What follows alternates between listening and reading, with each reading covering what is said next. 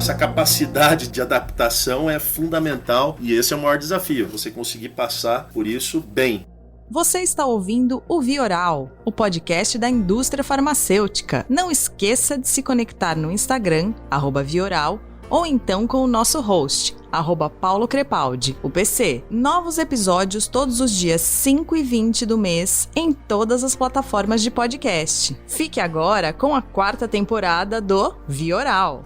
Olá, ouvintes do Vioral, sejam bem-vindos. Esse é mais um episódio que eu trouxe outra mente brilhante da indústria da saúde. Eu tô aqui com o Carlos Graselac. Carlos, seja bem-vindo. E a primeira pergunta já logo do bem-vindo. Graselac, falei certo? Graselac, pode ser. Seja bem-vindo aí, Carlos, ao podcast. Uma honra tê-lo aqui hoje. Carlos, é natural de São Paulo. Da onde você é? De onde vem esse sobrenome? Então, vamos lá. Quem sou eu, né? Eu sou uma pessoa simples, de hábitos simples, extremamente dedicado, profissionalmente apaixonado pelo que eu faço. Eu nasci não em São Paulo, eu nasci no norte do Paraná, na cidade de Rolândia. Eu brinco dizendo que distritos como Londrina e Maringá gravitam ao redor de Rolândia. Tenho 53 anos, sou pai do Eduardo Graselac, que tem 17 anos. Ele nasceu no Rio de Janeiro. Numa das minhas passagens pelo Rio, e enfim, passei por outras cidades e até outro país, que foi no caso a Argentina. Pai da Bárbara, essa sim nasceu em São Paulo. Sou marido da Elizabeth Graselac, gaúcha, né, com quem eu já estou há 29 anos. Conheci ela no Rio Grande do Sul porque lá foi para onde eu fui quando eu tive 17 anos, para cursar Engenharia Química na Universidade Federal. Eu sou engenheiro químico e tecnólogo em couro. Me formei em 91. Cheguei a trabalhar um tempo na parte de produção, indústria de polipropileno, transformação de polipropileno, numa empresa beneficiadora de couro, mas era uma década perdida. Eu, como engenheiro químico, tinha pretensão de trabalhar no polo petroquímico. Na verdade, só estavam diminuindo engenheiros no polo. E, bom, sem entrar muito em detalhes, foi em 94 quando eu entrei na Eli Lilly do Brasil como representante da indústria farmacêutica em 1994, precisamente no dia 3 de novembro. Estou há 27 anos na indústria farmacêutica, comecei lá, como eu disse, me sinto como um representante até hoje, e foram 27 anos de lá até aqui, passando por 6 empresas, Mundipharma é a sexta, então Lilly, Pfizer, 2 americanas, né, a Chiesi, uma europeia, 2 indianas, a Glenmark e Emcure, e desde o ano passado na Mundipharma, né? Então, esse é um resumo. Você sabe, Carlos, que eu tenho uma mega curiosidade. Aqui eu entrevisto uma série de general managers, uma série de diretores, e o que tem de ex-liliano nesse nível de cargo hoje na indústria farmacêutica é incrível. Carlos, que água é essa que o Lilly oferecia para vocês? O Lilly foi uma escola maravilhosa, né? Eu fiquei lá praticamente por 10 anos. Lá eu fui representante, assessor de treinamento, gerente distrital. Isso em Porto Alegre, assessor de treinamento em São Paulo. Aí distrital em Porto Alegre, fui para Rio de Janeiro, não. Voltei para São Paulo como gerente de efetividade de força de vendas e fui para o Rio de Janeiro como gerente regional do Rio Norte e Nordeste. Então foi uma escola maravilhosa, né? Então foi onde eu aprendi a base do meu conhecimento da indústria farmacêutica vem de lá. E foi o que me permitiu aí galgar, né, ou subir os degraus até onde eu cheguei hoje. Mas muita gente, né, lá, muitos colegas, né, estão hoje aí em posições de gerência geral, diretoria, enfim, porque a preparação realmente foi muito boa. Sim. Agora, Carlos, para quem não conhece a Mundipharma, conta um pouquinho quem é a Mundipharma, qual que é a base de atuação dela, portfólio, dá um resumo pra gente, por favor. A Mundipharma é importante eu só dar um contexto global, né, porque até pouquinho antes de eu entrei em agosto do ano passado, mas em junho do mesmo ano, em plena época de crise do Covid, quando estava começando ainda, a empresa passou por um processo de transformação. Então, a Mundipharma Brasil hoje, ela tem, diferente do que vinha acontecendo antes, independente de quem trabalhava antes, né? Enfim, havia uma orientação, a orientação mudou. A orientação agora é crescer de forma saudável e sempre olhando lá a linha de baixo, né? Você pode ter vendas muito boas, mas tem que cuidar das suas despesas para crescer de forma saudável e ter um horizonte limpo. É isso que a Mundipharma Brasil hoje tem como horizonte e o processo está sendo muito bom, né? A gente já tem resultados excelentes e muito promissores agora para o fim de 2021. O portfólio, basicamente, foco nosso é na área de dor e área de suporte, que nós temos um produto que para prevenir o paciente de ter náuseas e vômitos vindas do processo da quimioterapia, pacientes com câncer. E dor, são produtos altamente controlados, enfim, para o tratamento da dor, seja dor para pacientes que sofrem de câncer, dor crônica e dor aguda. Então esse é o nosso foco, e nós temos uma linha de oftalmo também para glaucoma, mas como eu falei, o foco maior é dor e terapia de suporte. Sei. Você falou da questão da entrevista aí, Carlos, fiquei curioso aqui. Quando eu entrevistei o Cristiano da Biogen, ele tinha acabado de assumir também como GM aqui no Brasil. E eu perguntei pra ele, falei assim, acho que todo mundo tem curiosidade pra saber assim, cara, como que é uma entrevista de emprego pra assumir a posição mais alta do seu país? O cara tem interesse em saber, porque assim, pra você chegar nessa posição, o teu background provavelmente a pessoa conhece, né? Obviamente tive que fazer várias entrevistas, como eu falei, culminando com a entrevista com o próprio Mark Prince. RH local, RH do exterior, enfim, você tem que mostrar que tem um conhecimento geral muito bom, uma experiência pregressa muito boa, especialmente dentro daquilo que a empresa está vislumbrando, ou seja, alguém que vai conduzir o negócio localmente da forma como pretende conduzir globalmente, ou seja, visando o crescimento saudável, racionalização, otimização de recursos, acho que esse é um termo melhor, e deu um match. Claro que na hora da entrevista, não precisa dizer que foi tudo por vídeo, tem que ter uma certa empatia, né? E isso ocorreu, então deu muito certo, e foi bem no momento da pandemia, inclusive, que eu fui contratado em agosto do ano passado. E a Mundipharma é uma empresa de origem de onde? Porque você falou que passou por Indiana, passou por Americana. A Mundipharma, qual é a origem dela? Então, é interessante, porque eu passei por duas norte-americanas, Pfizer e Lilly, uma europeia, que é italiana, a Chiesi, aí veio Glenmark e Emcure, duas indianas, todas empresas com portfólios distintos, exceto talvez Lilly e Pfizer, que tinha muito em comum, na época a gente tinha muitos produtos concorrentes. A Mundipharma é uma empresa hoje que ela tem uma estrutura em matriz, então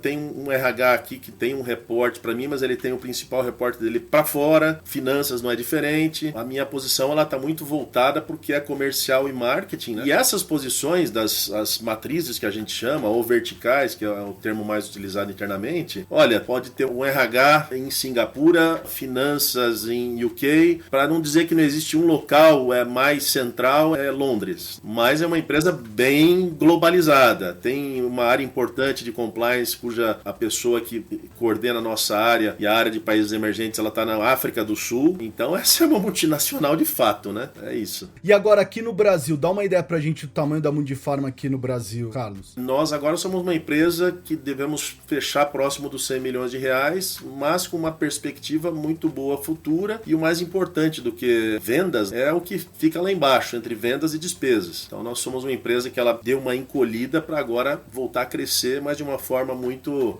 racional, inteligente e saudável. Acho que o saudável, esse é o termo mais importante, saudável financeiramente. E você, Carlos, entrou num momento, você falou, foi contratado na pandemia, ou seja, assumiu uma posição na pandemia, não deve ter conseguido conhecer todas as pessoas do escritório, porque tá nesse meio da pandemia. Você diria que esse é o teu maior desafio de carreira até hoje, por causa dessa situação de pandemia? Não, o maior desafio, na verdade, se eu for pensar aqui na palavra principal, é mudança. Mudança de posições, então de rep para GD, de GD para efetividade, de efetividade para regional, porque, por exemplo, é o que eu costumo dizer, pensando no primeiro passo, um excelente representante de vendas não necessariamente vai ser um grande gerente distrital, então são habilidades diferentes, para cada posição você tem uma habilidade diferente que você tem que desenvolver, se você não tem, você tem que desenvolver. Mudança nesse aspecto e mudança também de empresas, que significa de empresa, de cultura, de modus operandi. Então eu saí de duas americanas, que embora fossem duas norte-americanas, Lilly e Pfizer são empresas muito diferentes, com orientações diferentes, Chiesi totalmente diferente, e aí fui para duas indianas que também não eram semelhantes. Então a norte-americana, europeia, asiática, agora uma empresa global. E você tem que assimilar, então você tem que ter capacidade para se adaptar, flexibilidade, ter a questão da diversidade em mente, né? Porque você está lidando, cada empresa, com pessoas diferentes. Diversidade é muito valorizado na Mundipharma, por exemplo. Então essa capacidade de adaptação é fundamental, e esse é o maior desafio, né? Você conseguir passar por isso bem, para chegar onde eu cheguei hoje. Esse foi o desafio maior, que foi esse processo de mudança entre posições e entre empresas, consequentemente de cultura e modus operandi, né? Sistemas, etc. E agora a gente também tá falando aí na pandemia, você entrou num outro momento que é a evolução do digital dentro da indústria farmacêutica. Qual que é a visão da sua, eu quero saber da sua opinião sobre esse momento na indústria farmacêutica com a entrada do digital e onde você acha que vai chegar isso daí, né, Carlos? Eu diria o seguinte, não é nem tanto para lá nem para cá. A interação face-to-face continua sendo algo importante. Tem, salvo o momento crítico de pandemia, hoje, dependendo do assunto a ser tratado, a gente prefere se encontrar no escritório. A promoção médica, que eu acho que esse talvez seja o tema mais importante, contato representante médico é fundamental. E assim, o contato virtual vai depender da abertura do próprio médico. Então nós, a exemplo de outras companhias, vamos buscar um sistema, tem aí algo de híbrido, né? Onde parte dos contatos possa ser virtual. Então eu penso que aí tem economia de recursos, ou maximização de recursos, questão da objetividade, né? Nesses contatos você tem que ser muito objetivo. Enfim, algo que veio para ficar, mas não como muitos apregoavam antes, né? Tipo, tudo agora vai ser assim. Não estou de acordo com isso e não acho que esse é o que vai acontecer. Você falou da promoção médica, Carlos. Qual que é o teu plano, tua visão da promoção médica? Porque a gente tem visto vários movimentos na indústria farmacêutica, então vai diminuir o número de representantes das empresas exatamente por essa questão de híbrido, vai ser mais contato físico, vai ser menos contato físico. O que você tá esperando da tua força de vendas? Bom, os médicos dos grandes centros que estão acostumados a receber as visitas face-to-face, o representante dentro do consultório, eu acho que elas devem mais ou menos seguir esse curso, mesmo quando as coisas estiverem mais normais, né? Digamos, hoje já evoluiu bastante, talvez exceto na oncologia, as clínicas de oncologia, alguns hospitais não têm liberado a visita dos representantes. E, bom, pode haver sim, acho que algumas coisas que foram boas, né? Passamos a ter webinars, né? Então, eventos médicos virtuais, com isso você não tem o deslocamento e a produtividade do evento continua sendo muito boa. Então, uma palestra de um médico para um grupo de médicos, então isso eu penso que é muito bom. Sim, porque eu imagino, né, no teu negócio que vocês lidam com doenças de risco, então, por exemplo, oncologia, eu acho que as instituições terão planos de recebimento de visita ou agendamento, ou talvez alguns prefiram não ter nesse momento. Vai ser um pouco complicado essa adaptação. E aí, Carlos, o que eu tenho sempre perguntado para todos os gestores que eu converso há uma redução do custo, porque o evento digital, esses webinars, o custo é muito menor do que você tinha antes de um evento físico, porque você trazia convidado, você gastava com uma série de coisas, coffee break. O que fazer? Esse budget se perdeu? Ou seja, é uma redução para a empresa de custo ou não? Vamos alocar esse dinheiro em outra coisa. O que seria isso? Não, no ano passado com certeza foi uma economia de recursos, sim, né? E até você pode inclusive ter no evento virtual médicos de outras regiões distantes, né? Porque ele não precisa se deslocar. Então nesse aspecto foi uma economia. Daqui para frente eu penso que de novo vai ter algo híbrido aí, mas para os próprios médicos está sendo bom isso, porque eles podem participar desde casa. Pode ter uma economia por um lado, mas por outro você vai fazer mais, né? Tem a condição de fazer mais com o mesmo recurso. Então aí vai de cada empresa como ela quer administrar isso. Para as empresas que gastavam muito, querem melhorar o seu resultado, possivelmente elas vão gastar menos. E a questão do home office, Carlos? Você acha que você é mais do home, mais do office? O que você gosta como gestor? Olha, eu na verdade prefiro mais o office do que o home, porque eu gosto de separar as coisas. Eu tô na minha casa, tô na minha casa. Não gosto lá de misturar muito o trabalho com a casa. Mas, como eu falei, assim como eu disse, a questão da mudança de cargo para cargo, de empresa para empresa, é algo que você tem que se adaptar, desde que você possa faça isso com muita responsabilidade, tenha um local adequado dentro da sua casa para eventualmente fazer o trabalho de casa quando isso permitir. Então é uma mudança, essa veio para ficar. Mas de novo, não é 100% home office, salvo empresas que tenham essa possibilidade. Não vejo que na indústria farmacêutica seja isso para todas as posições e por todo o tempo. Como eu te falei, para nós sempre vai ter pelo menos metade das pessoas em casa, mas pelo menos 2 ou 3 vezes vão estar no escritório. Carlos, o que você tem mais orgulho do que você fez na indústria farmacêutica? O que você diz? Aqui eu me senti realizado. Eu me sinto realizado principalmente por 2 situações. Uma é pelo legado que eu deixo, principalmente por conta das pessoas que passaram por mim, né? Seja pelo que eu aprendi com os meus chefes, seja porque eu pude contribuir com os meus pares, contribuíram comigo, e para as pessoas que eu ajudei a se formarem, né? Que hoje, estagiários que estavam comigo na época que eu era gerente de efetividade no Lilly, estão como gerentes. Tem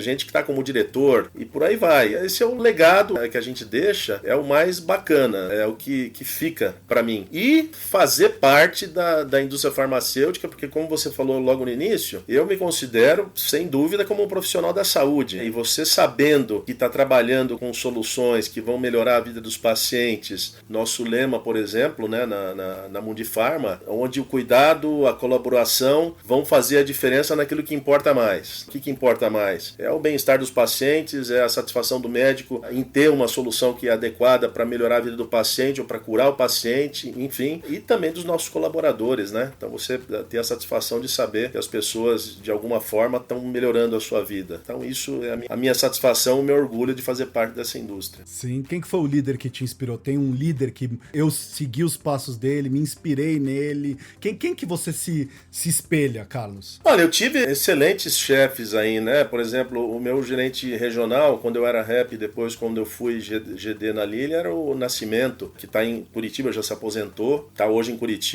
lá, muito bem, fez toda a carreira dele na Lilly, se aposentou lá. Tive um diretor que depois foi ser meu diretor na Pfizer também, com quem eu convivi muitos anos, que foi o Cláudio Coracini. Pô, a gente entrevistou ele aqui também, já falei com ele aqui, o Coracini. Tá, ele foi meu chefe direto na Lilly e depois na Pfizer. Tem um grande amigo que é o Paulo Tadeu Rezende, que fomos pares na Lilly, depois ele me chamou para um desafio na Glenmark, onde eu reportei para ele, que era VP América Latina, eu fui diretor de marketing e vendas da Glenmark, também convivemos muito tempo, com ele inclusive, foi quando eu saí do Brasil de diretor de marketing e vendas da Glenmark para country manager da Glenmark Argentina. E o que eles tinham? Era o estilo deles? O que eles tinham que você se inspirou neles, Carlos? Qual que era o segredo deles? Olha, comunicação, transparência, assertividade, principalmente honestidade na hora de dar um feedback, né? Porque feedback, você tem um feedback positivo e um negativo. E o teu chefe tem que ser muito transparente em dizer, né? Quando você reconhecer o que você faz bem e também te dizer quando não está bem. Então, eu penso que é isso, honestidade, transparência, comunicação, te deixar seguro quando você está indo pelo caminho correto, ele te sinalizar, ó, é por aí. Ou quando está pro caminho errado, também ser honesto e transparente e dizer, olha, não segue por aí, porque você está indo pro caminho errado. São pessoas também que têm um poder de análise muito bom, tomar decisões, você tem um lado emocional, mas no fim das contas o lado racional é fundamental. Então, nesse sentido, foi que eles me ajudaram muito. O que o Carlos, como gestor, exige hoje dos seus executivos? Você vai contratar alguém? Que habilidade que você está buscando nessas pessoas, Carlos? Olha, tem que ser as pessoas responsáveis que trabalhem como donos do negócio, né? Especialmente na posição que eu estou hoje. Eu não tenho como dedicar tanto tempo para treinamento, para orientação. Então a pessoa já tem que ter um perfil de dono do negócio. Integridade, eu acho que é desnecessário falar. Isso não se aprende. Honestidade para dizer sim e para dizer não. Então, muitas situações, eu digo que na minha carreira profissional, os nãos que eu disse foram mais importantes que os sims. Então, você admitir que tem uma certa limitação ou que precise de mais tempo para entregar uma determinada tarefa, relatório, ou enfim, o que seja, você saber dizer não e explicar, obviamente, por quê. Então, acho que a pessoa que for trabalhar comigo, ela tem que seguir também essa linha. E ser assertiva, né? A assertividade acho que é muito importante, ser eficiente naquilo que faz, independente da área em que ela for trabalhar. Você falou dos nãos, Carlos, eu fico aqui imaginando, né? Erros. Você foi uma pessoa que sempre assumiu riscos e por isso errou muito? Ou você não é de aceitar muitos erros? Qual que é o teu estilo? O risco, para mim, o ponto é o seguinte: o risco tem que ser calculado, a consequência que ele vai trazer caso você tome uma determinada decisão e algo não dê certo lá para frente. Quando a consequência, uma consequência grave, especialmente pelo lado financeiro, você tem que ter muita certeza de que a decisão vai tomar, ela está alinhada com todos os envolvidos. Mas tomar riscos a gente tem que tomar, isso é fundamental. Eu tomo risco na vida pessoal, inclusive. Enfim, fui também adquirindo coisas e formando meu patrimônio por correr riscos. Mas risco calculado. Agora, quando a consequência não é uma consequência grave e alguém te propõe algo, mesmo que você pense assim, acho que isso não vai dar certo, confia, porque precisa ter a pessoa a liberdade para assumir riscos, para ela poder, mesmo que ela errar, entender ela mesma lá que, enfim, não deveria ter seguido o caminho, etc. Mas aí você está falando de uma consequência que não é tão grave. E, Carlos, eu sempre gosto de saber, quando eu converso com general managers, CEOs das empresas, plano de aposentadoria é algo que você já tem estruturado, pensa, não pensa, quer continuar seguindo por muito tempo? Como é que você imagina isso na tua vida? Eu vou completar 53 anos nesse ano. Tenho ainda muito para contribuir. Então, eu não pretendo parar tão cedo. A menos que lá adiante pode acontecer de não haver interesse de alguma outra empresa, se a própria Mundipharma, por alguma razão, né, eu sair dela e alguma outra empresa não me contratar pelo serviço que eu posso, por tudo que eu posso oferecer, talvez eu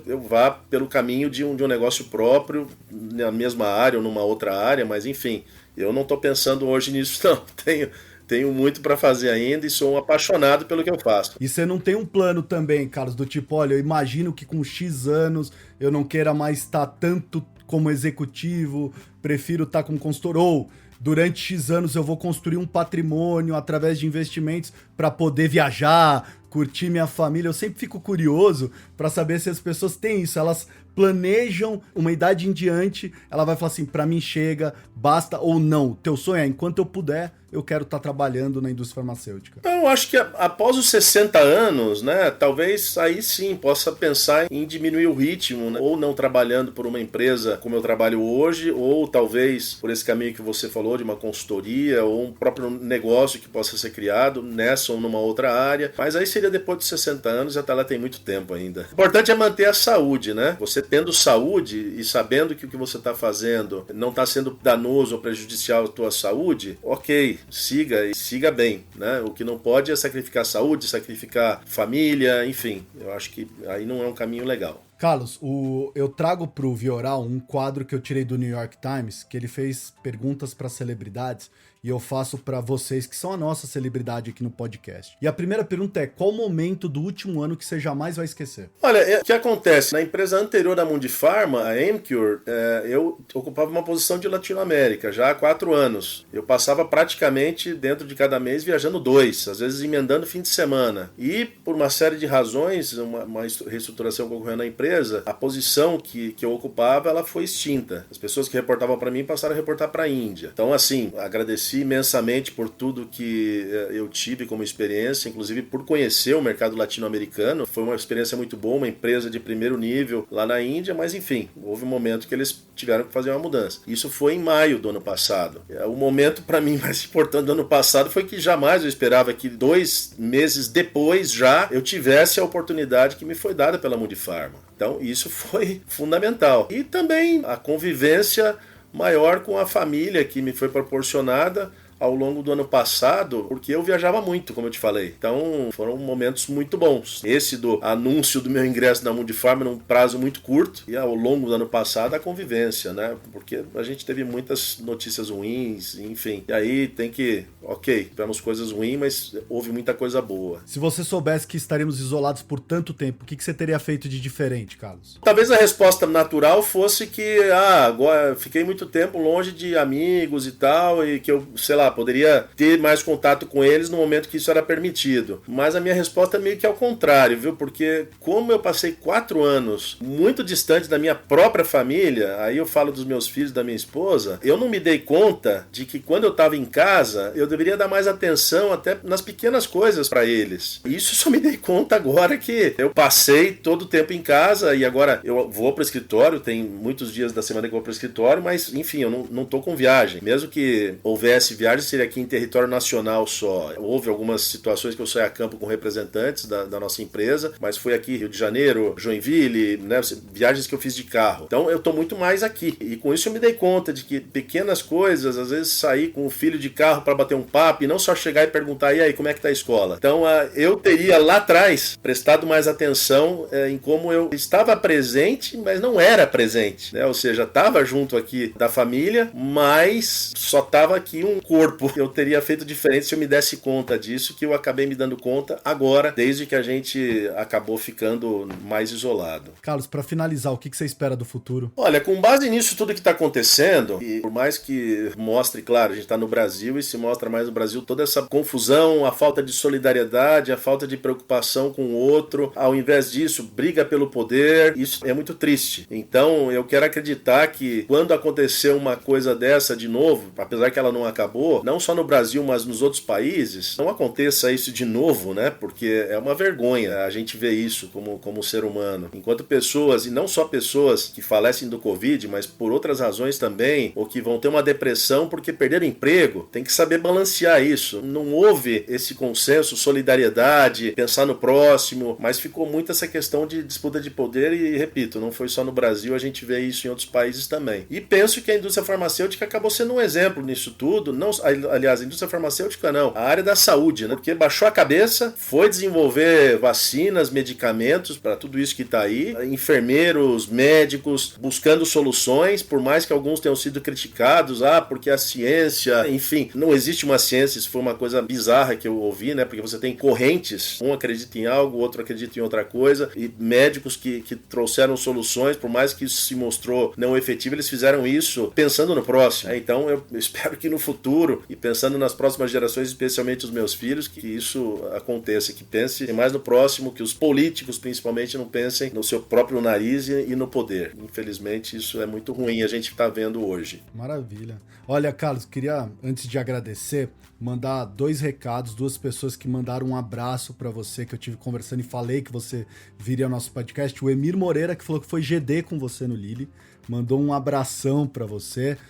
E o Marcos Marsula também, 2 grandes amigos também, ambos mandaram um abraço pra você, viu, Carlos? Muito bom, muito bom. E retribuo o abraço pra eles também. São 2 também que eu tenho muito orgulho em ter sido companheiro. Eu aprendi com eles alguma coisa aprenderam comigo. Enfim, aliás, pro Emílio eu disse uma coisa que anos depois, ele me disse, saiu de alguma empresa, não me recordo se foi as telas, digo, cara, o que é teu tá guardado. Eu disse pra ele, né? Algum tempo depois, quando ele tava já reposicionado, tava numa outra empresa, ele falou, você tinha razão, o que era meu estava guardado. Às vezes você acha que está bem, né, mas acontece uma reestruturação, acontece uma situação onde você sai da empresa e descobre que há situações que são melhores ou que combinam melhor com você, né? Hoje nós conversamos com o Carlos Grzelak, essa pessoa incrível.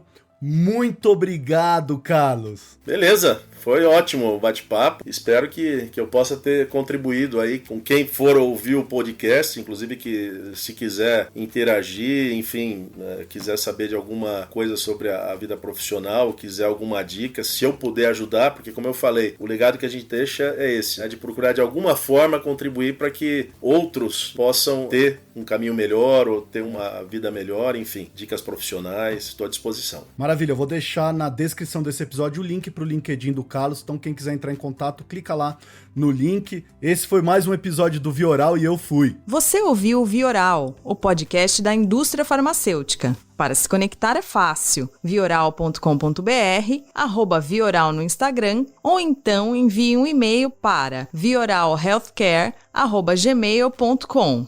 Até a próxima dose oral quinzenal para seus ouvidos.